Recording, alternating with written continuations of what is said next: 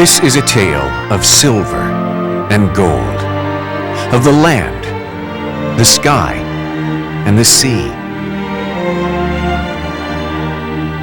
It's the story of a place where stately eagles soar above 1,000 unnamed inlets, and where mighty whales gather on their annual migration to summer feeding grounds in the icy waters of the Arctic.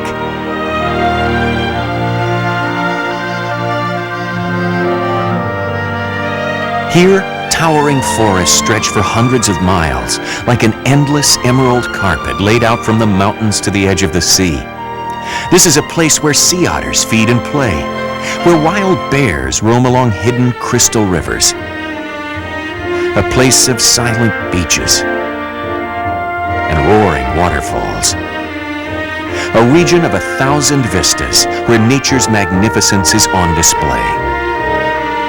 This is Southeast Alaska, the setting for a fascinating journey of discovery as we travel along Alaska's Inside Passage.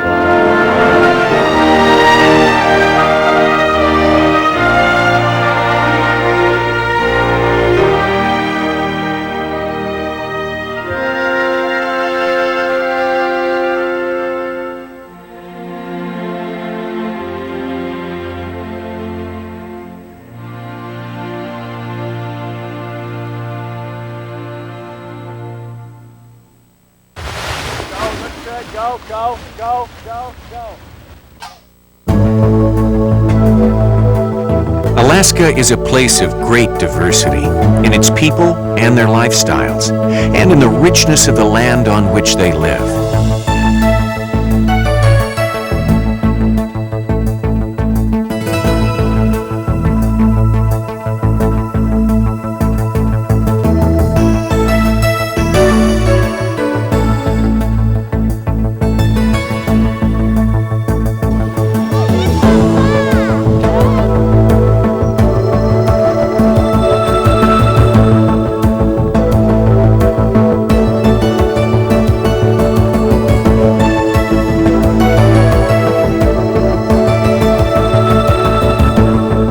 Alaska is a huge state, more than twice the size of Texas. And if it were placed over the lower 48 states, it would stretch from Florida to California.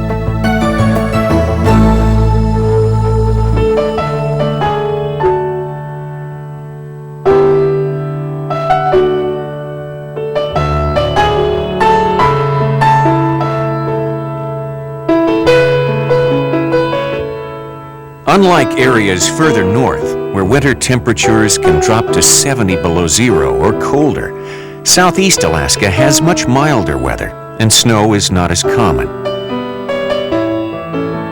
There are rainforests with lush, thick underbrush, and trees that seem to scratch the belly of the sky.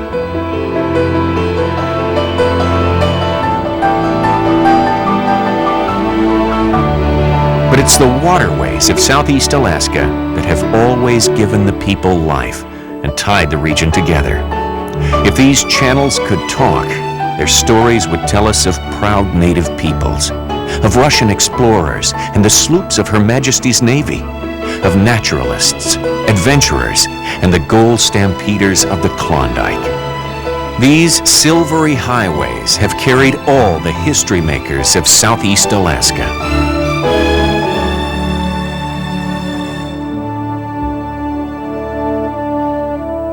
Thousands of years ago, the first inhabitants came to this coast.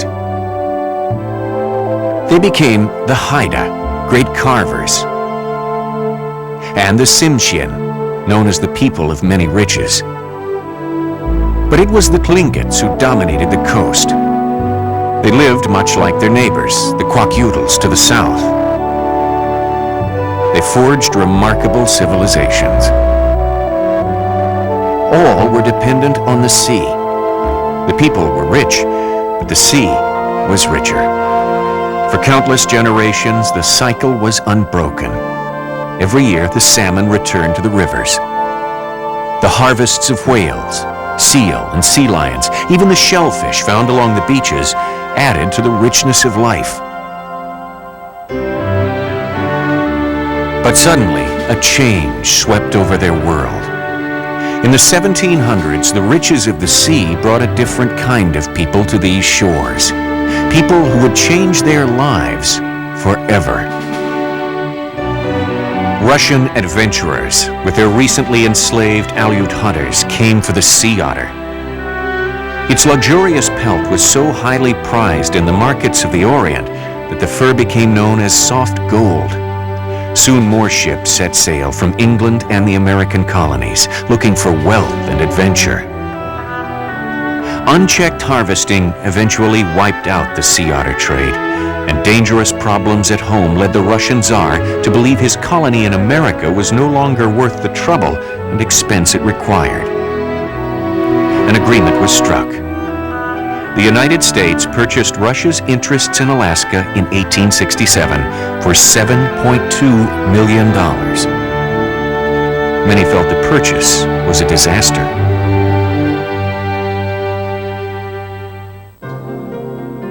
There wasn't much American colonization in Southeast until the 1880s, when merchants discovered the commercial value of hooligan, a small fish that was loaded with oil. Each hooligan had so much fish oil in its body that it was possible to stick a wick in a dried fish's mouth and use it as a candle. The demand for hooligan oil was so great that ships loaded with the fish regularly sailed south to Seattle in the Pacific Northwest.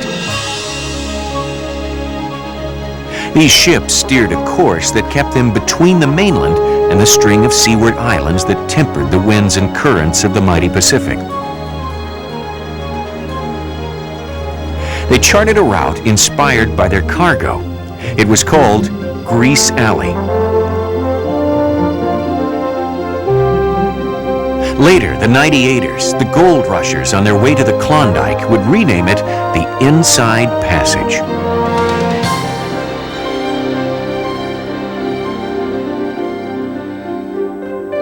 Until the late 1890s, most Americans laughingly called Alaska Seward's Icebox or Wall Russia. It was just a frozen outpost, a northern American territory with frightful natives and a few white people living there. But in the winter of 1897, when the steamships Excelsior and Portland landed in San Francisco and Seattle, men loaded with gold came down the gangplanks and began telling fabulous tales of a strike in the Yukon Territory on a tributary of the Klondike River. Instantly, America and the rest of the world went mad for Klondike gold. A fever, unknown since the California gold rush 50 years earlier, drew men and more than a few women north to Seattle. Over 100,000 boarded any ship available and headed up the Inside Passage to what surely would be their fortune. This was the opportunity of a lifetime, and Alaska drew stampeders like a magnet drawing iron.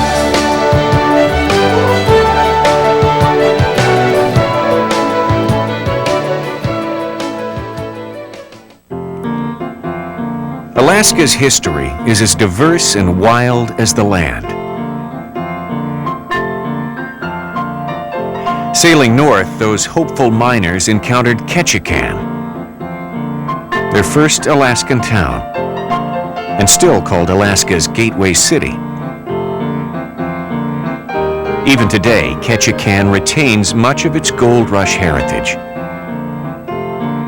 The oldest section of town is called Creek Street and is built on stilts to keep its buildings above the high tide waters. Many of these buildings have trap doors in the floor, through which some say the residents could fish from their own living room. Others, perhaps more knowledgeable, say the trap doors were how bootleggers delivered their illegal wares along the row. Even through the 1950s, this was the wildest section of town, known around Southeast for its 24 colorful sporting houses. Today, most of these buildings are boutiques and restaurants. Ketchikan is known as one of the wettest cities in the world. This is Alaska's liquid sunshine capital, with an average rainfall of 160 inches a year. Some say the only time it's not raining is if it's snowing. That it rains so much, no one ever tans here. They just rust.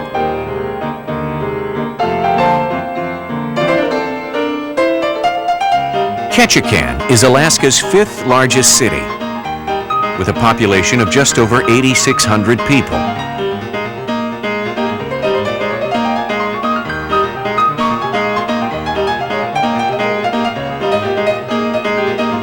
The community stretches along 31 miles of the Tongass Narrows and offers access to some of the finest fishing in Alaska. Nearby ocean waters offer halibut, salmon, and red snapper. And the streams and inland lakes are filled with rainbow, cutthroat, brook, and steelhead trout.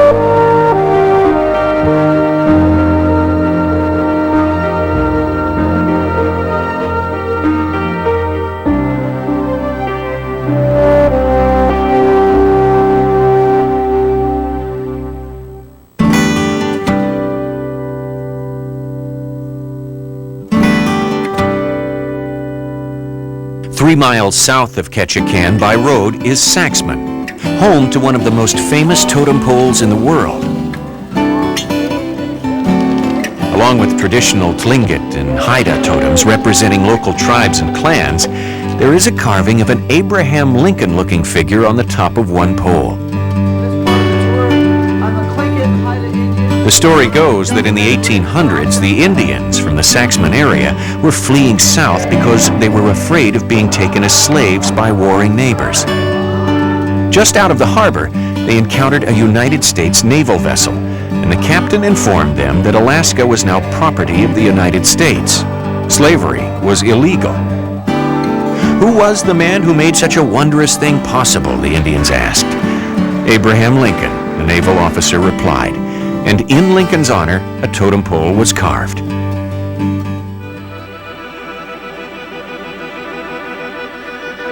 Robert Service, the famous poet of the Yukon, once called Alaska the land that God forgot.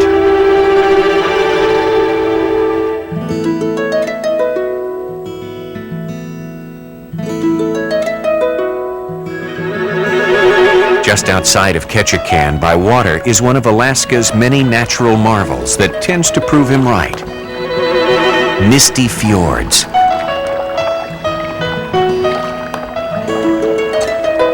Here, an ancient glacier scoured a 3,000-foot-high pathway through these rugged granite mountains. This formation is the plug that was inside an ancient volcano when it became extinct.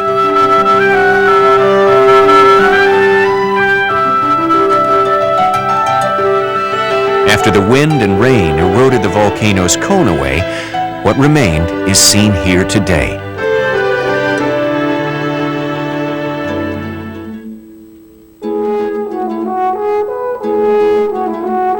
Misty Fjords is home to many types of sea creatures.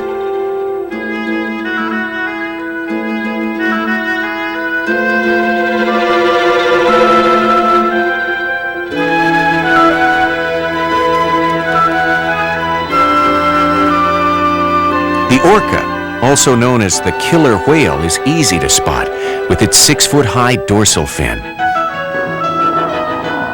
Travelers also find groups of sea lions hauled out on rocks along the channel.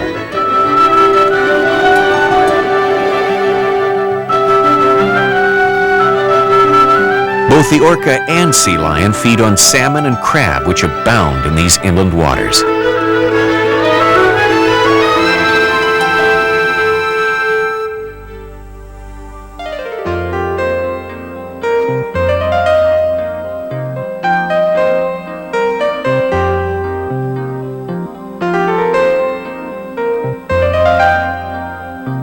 As we continue our northward journey up the Inside Passage, our next location is Wrangel, a small community of about 2,500 people. Much of Wrangel's economy is based around the timber and fishing industries.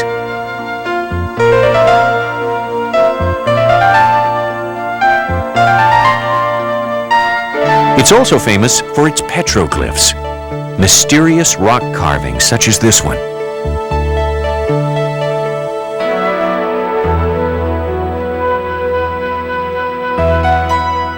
Unfortunately, there are no historical records explaining when or by whom these etched rocks were made.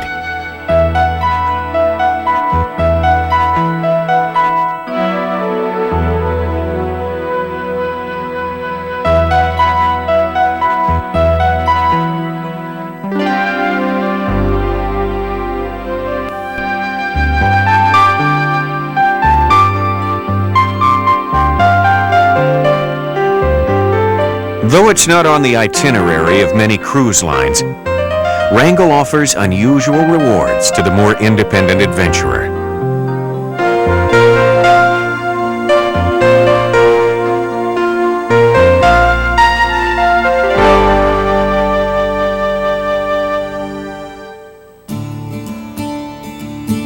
The town of Petersburg on Mitkoff Island is next along the channel from Wrangel.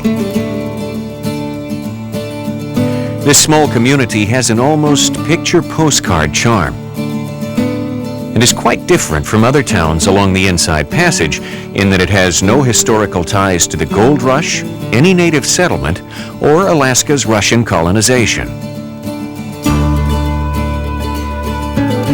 Founded about a century ago, Petersburg is the home of hardy fishermen of Swedish and Norwegian descent.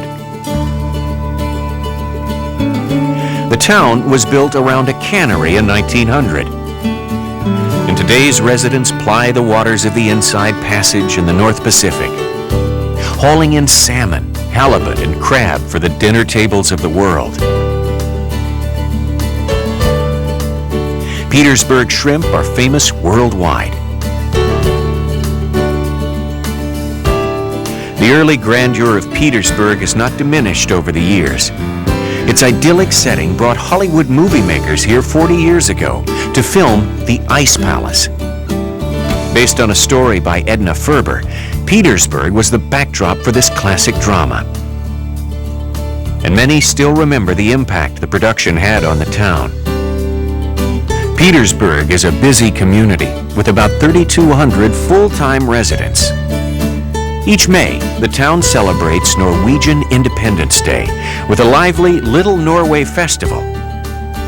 A delicious highlight of this occasion is the chance to savor the wide variety of seafood that Southeast Alaska has to offer.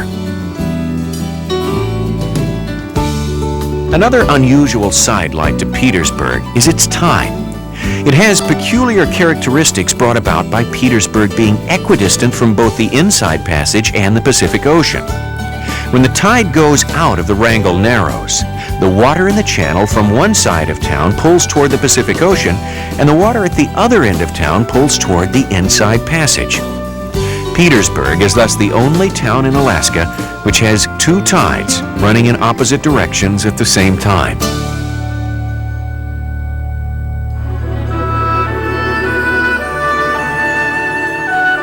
Two other gems on this part of the Inside Passage are Tenakee and Angoon.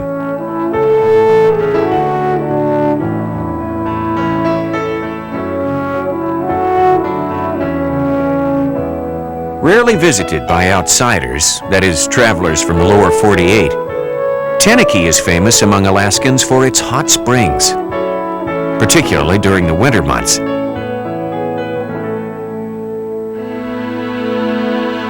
Angoon gained a sad bit of historical notoriety in 1882 by becoming the only native village in Alaska and possibly the United States to have been shelled by the American Navy. The incident occurred when the local Tlinkits demanded customary retributions for the life of a local shaman lost in the service of the whites on a fishing expedition. As the conflict grew heated, the USS Thomas Corwin was called in. As the U.S. saw it, the Navy had to take action before the Tlinkits. The Corwin pulled in front of Angoon and bombarded the settlement until nothing remained but the burnt-out remnants of a few canoes and longhouses.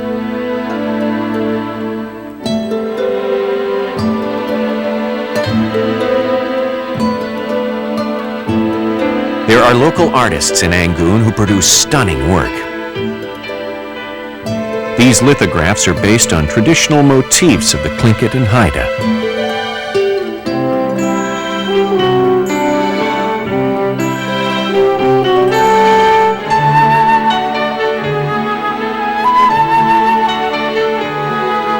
Just as ancient craftsmen preserved and communicated their understanding of the world around them through symbols on totems, contemporary Southeast Native artists still explore their feelings about the mystical relationships between humans, the spirit world, and the land, and are often inspired by traditional legends and lore.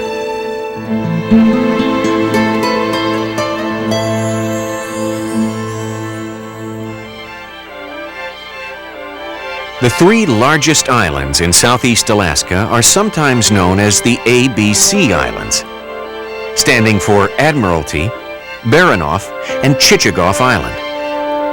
Admiralty Island is a unique and uniquely Alaskan phenomenon, an island large enough to support its own lake system.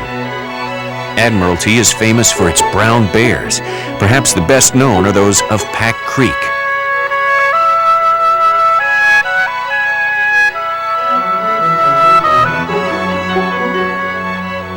Some of these bears weigh nearly 1,000 pounds. But for years, a reclusive man by the name of Stan Price lived alone among them on the island.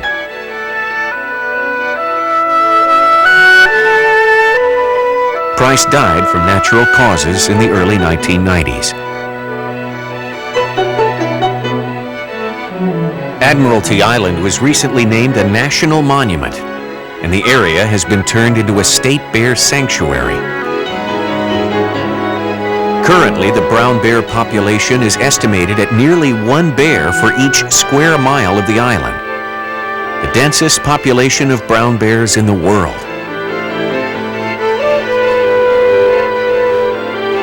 The best time to view them is in late July or early August, when the bears leave the hills to feast on the spawning salmon in Pack Creek.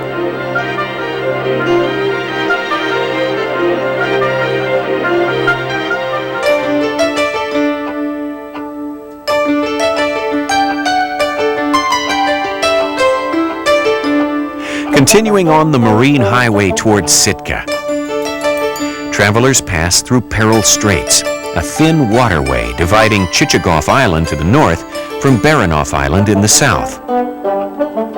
Here is another place of both fascinating history and exceptional beauty.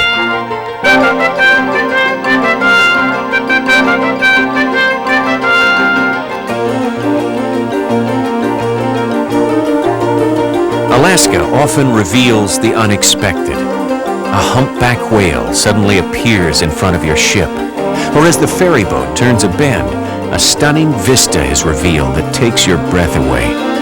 These are the kinds of discoveries that constantly greet the traveler in Southeast Alaska. The history of Sitka is rich and exciting.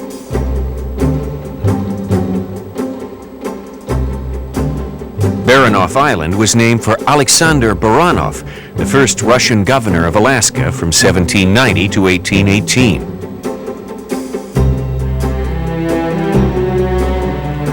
A famous battle was waged here in 1802 between early Russian settlers and angry Tlingit warriors.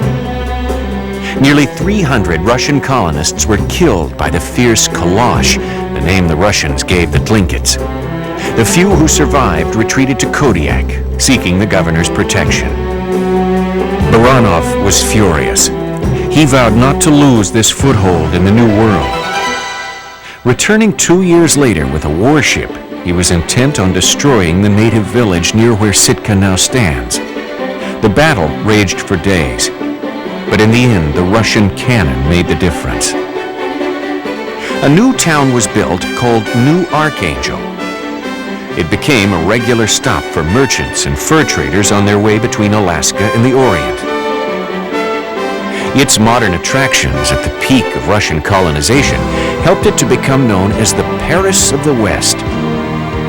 Sitka was still the capital of Russian Alaska when the United States purchased the territory in 1867. The Russian past in Alaska is still visible here. St. Michael's Russian Orthodox Cathedral is in the center of town. While the building itself does not date back to the Russian period, it was burned down and rebuilt. Most of the icons and religious artwork are originals from that time.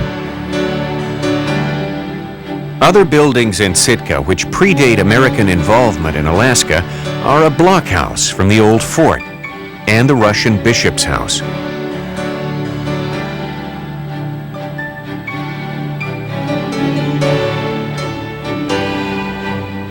The cemetery across the street from the blockhouse has gravestones which date back more than 100 years.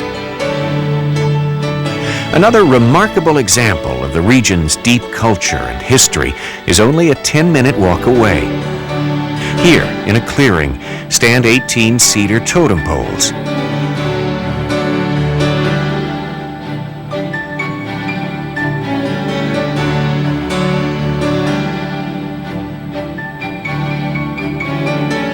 Nearby is a trail that meanders for 2 miles through the Sitka National Historical Park, leading to the spot where Baranov burned the Tlingit village almost 200 years ago. Sitka is also the site of Alaska's original pioneer home. In front of it stands one of the best-known statues in the state, dedicated in 1949. The model for the statue was a local pioneer named Skagway Bill. Bill has been gone for some time, but Sitka's pioneer home still cares for many other sourdoughs who chose to stay in Alaska rather than retire to the lower 48. The 4th largest city in Alaska, Sitka has a population of about 8,500 and is built near the lip of an extinct volcano, Mount Edgecumbe. In addition to being a hub for fishing and tourism, Sitka is also an educational center. In the early days of Alaska, natives from remote communities who had no local high school in their village would come here to attend Mount Edgecumbe School. Now most villages have their own schools, but many of Alaska's most prominent native leaders graduated from Mount Edgecumbe. Across town is Sheldon Jackson College, a private institution founded in 1882. 20 years ago, it received national accreditation as a 4-year college.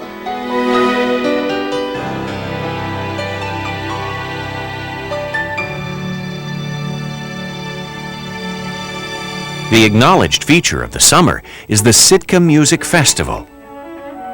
Each June, world-class musicians gather here to perform amidst a stunning natural backdrop. Their concerts draw classical music admirers from all parts of Alaska and the lower 48.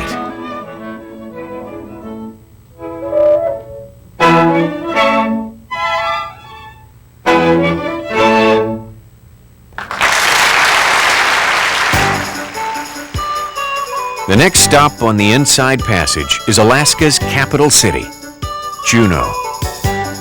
This community was established as a gold rush city, but not as part of the Klondike Strike of 1898. Actually, it predates the Klondike by 20 years. In 1880, two gentlemen of highly questionable reputation discovered gold in what is now called, appropriately enough, Gold Creek. Their names were Joe Juneau and Richard Harris. In search of further strikes, they were quite literally dragged up a hill on the Gastineau Channel by the local Tlingit chief, Chief Cowie.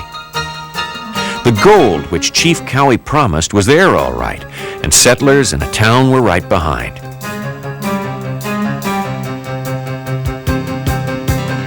Over the years, it was named Pillsburg, Fliptown, Rockwell, Harrisburg, and finally, Juneau. Unlike the Klondike strike, the gold in Juneau was inside hard rock. It had to be extracted from veins deep inside the mountains. This required the resources of mining syndicates and meant large companies had to be formed to extract the mineral. One of the largest companies formed was the Alaska Juneau Company, known as the AJ. One remnant of that company can still be seen on the mountainside just outside of Juneau. Across the Gastineau Channel in Douglas was the Treadwell Mine. At one time, the Treadwell Gold Mine was the largest in the world, which helped Douglas become one of the largest cities in Alaska. The mine opened in the early 1890s and remained a viable operation until 1917, when saltwater invaded the tunnels. Thus ended one of the richest mines in Alaska, a strike that produced more than $67 million in gold and employed over 2,000 men. It's been speculated that there's at least that much gold still in the ground on Douglas Island. Alaska's famous gold fields were known around the world. By the time of the Klondike strike, 20 years after Juneau was founded, the two big mines in Juneau and Douglas alone had produced 10 times the amount of the original sale of Alaska to the United States.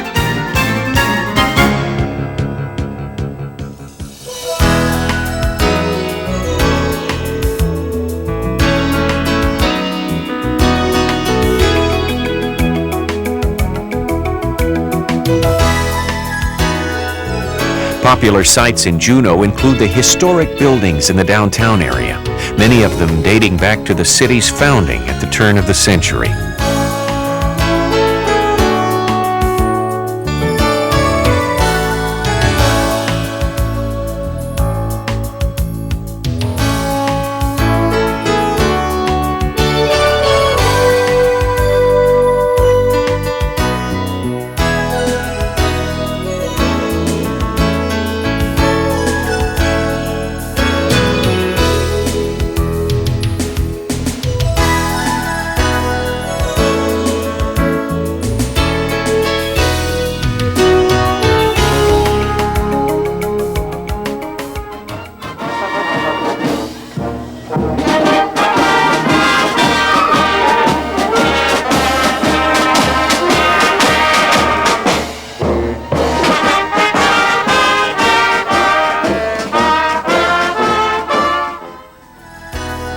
Juneau is an outdoor wonderland for those who can take the time to get outside the city.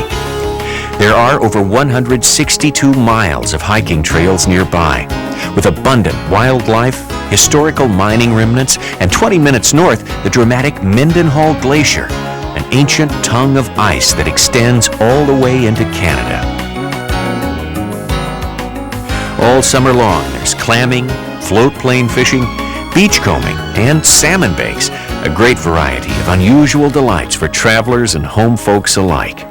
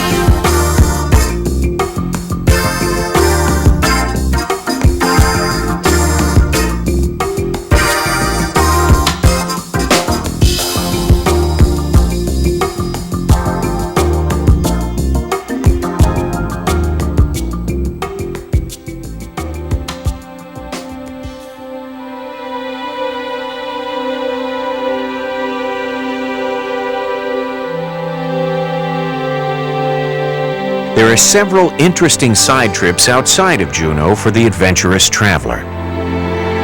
To the south is Tracy Arm, a twisting water passage which winds its way 35 miles into Alaska's coastal range.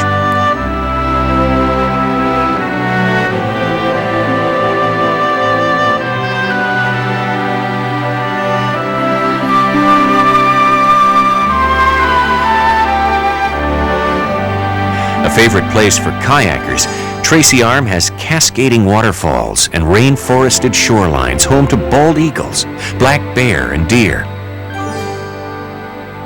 The mountains follow an ancient glacial scrape. Sheer cliffs rise above the icy waters, and seal and sea otters often rest on the small ice floes that float nearby.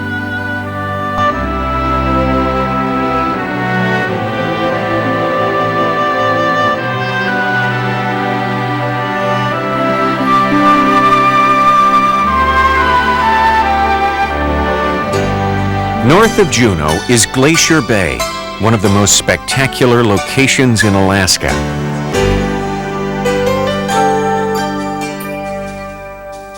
Geological history in the making underscores every moment in Glacier Bay, a region which, when first observed by naturalist John Muir less than 100 years ago, was covered by ice.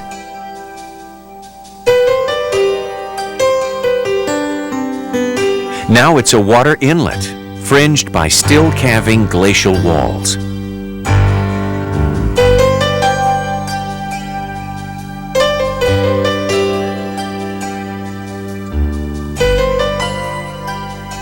Gliding by islets crowned with tufts of green, ice floes covered with sunbathing harbor seals. Passing quietly by the towering mountain ranges, it's easy to feel humbled and somewhat overwhelmed by the grand scale of nature's design in Glacier Bay.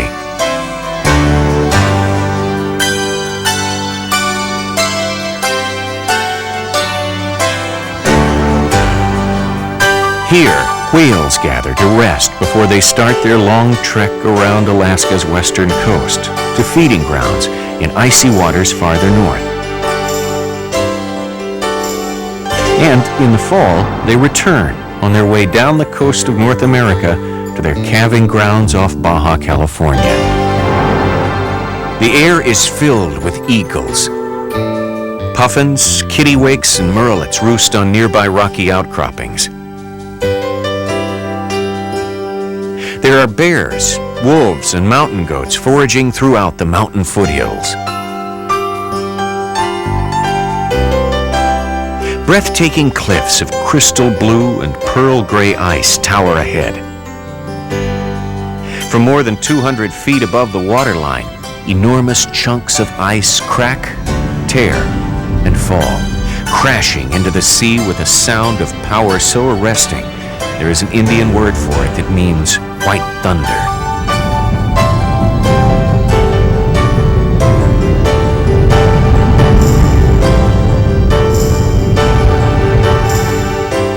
For sheer extravagant displays of nature, few places on Earth match the stunning experiences enjoyed by those who travel in Glacier Bay.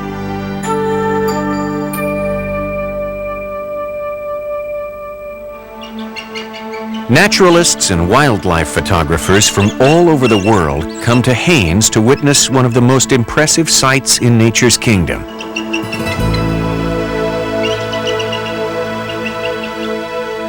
Here, on the Chilkat River at the top of the Lynn Canal, is a place known as Eagle Council Grounds, where several thousand American bald eagles gather. The largest eagle congregation in the world.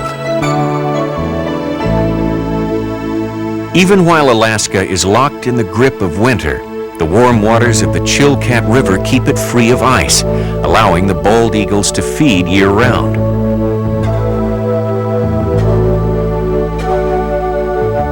These majestic animals, frequently with wingspans as great as 7 feet, gather in the trees along the bank or on the shifting sandbars, feeding on chum salmon that run through the river.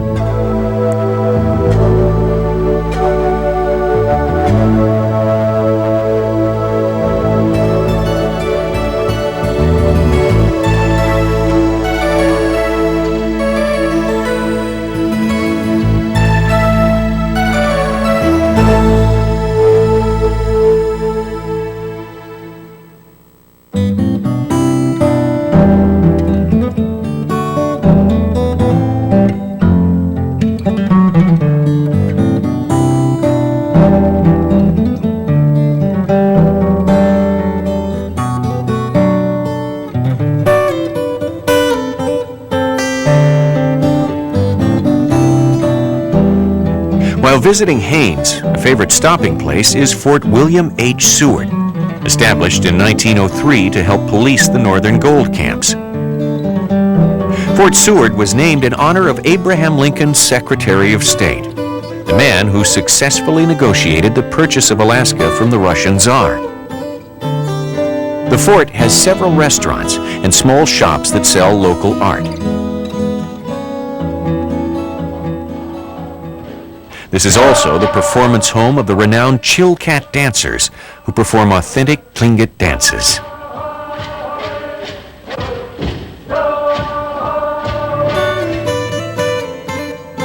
Haines, like Petersburg, has also made it into the movies. A full-scale Gold Rush movie set for the fictitious Dalton City is here, a leftover from the 1990 filming of the Hollywood feature White Fang.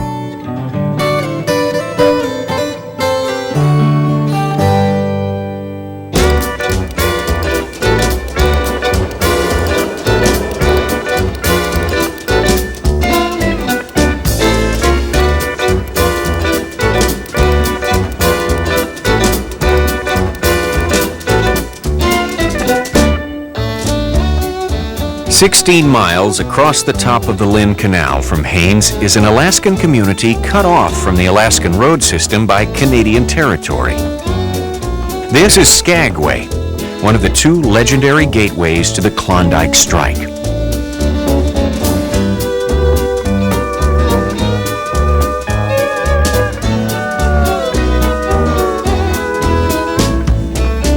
The name Skagway comes from the local Indian name for the home of the north wind.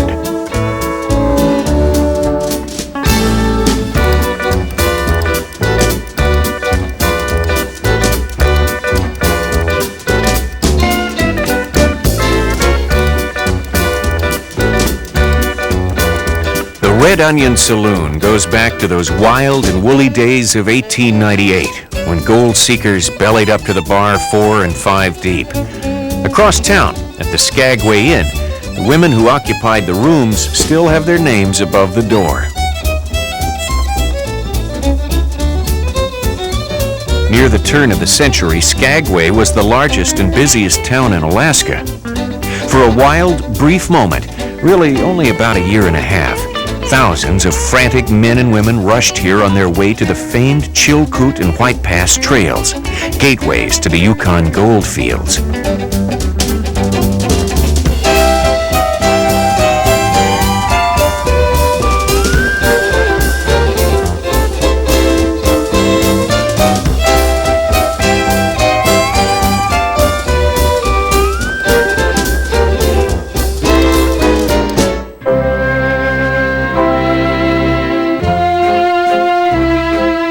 Although the stampede was short, while it lasted, thousands were thrown together, facing hunger and greed, notorious outlaw gangs, and the horrors of being unprepared for the brutal Alaskan winter.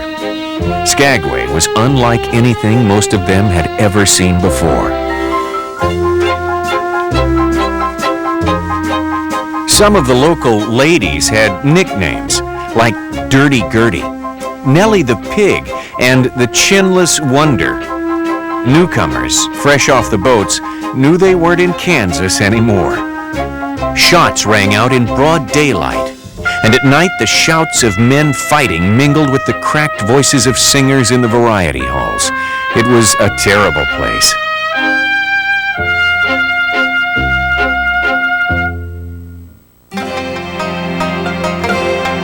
Hoping to get most of the stampeders through at least one winter without starving, Canadian Mounties required every miner traveling across the Chilkoot to take at least 1,000 pounds of food with them into the Yukon. Loaded up with 100-pound packs on their backs, most would walk 2 miles, unload, and go back for more, relaying load after load over the 40 miles from Skagway to Lake Bennett. Travel up the trail was excruciatingly slow. If a miner had to step out of line, it might take hours to get back in.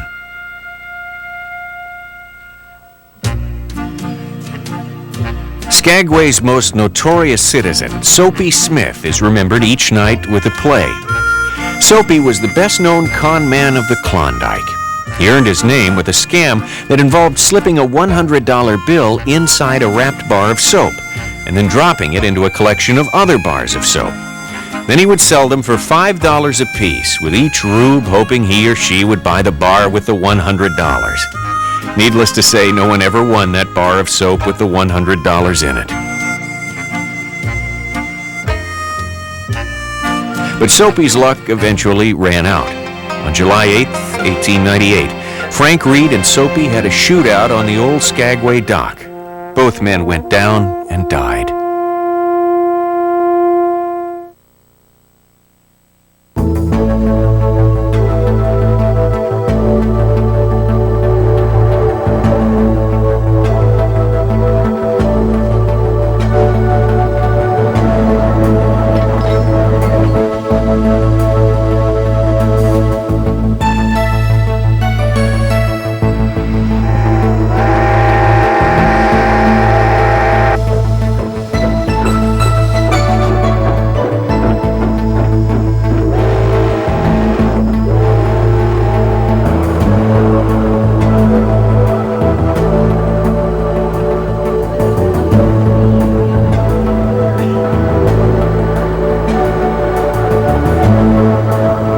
Not as steep as the Chilkoot Trail, the White Pass attracted the attention of railroad engineers, and eventually a line was established through what was considered to be impossible terrain.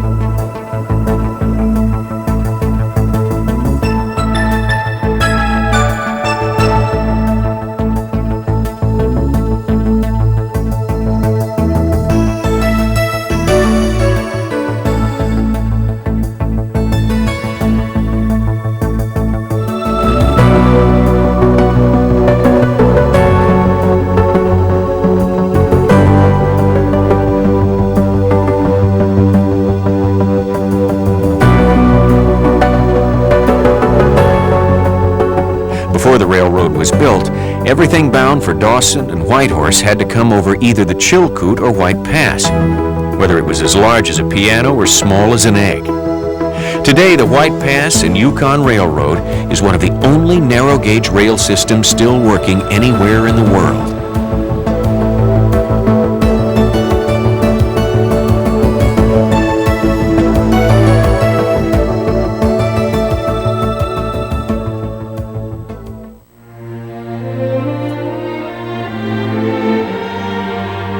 It's been said that there are many Alaskas, and it's true.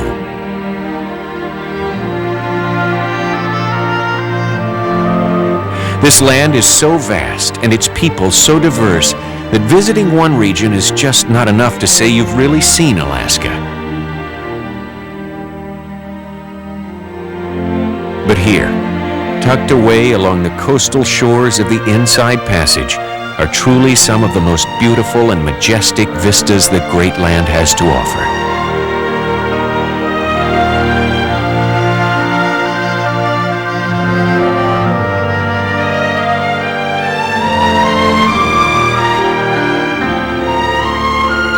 From Ketchikan to Skagway, Southeast is a mixture of the ancient and the modern, the noble and commonplace. From her original native peoples to Russian governors and gold rush scoundrels. From soaring eagles to feeding orcas. From private coves and hidden inlets to vast silvery stretches of open sea. Southeast Alaska has stories and places of adventure enough to capture the heart and mind of anyone traveling north.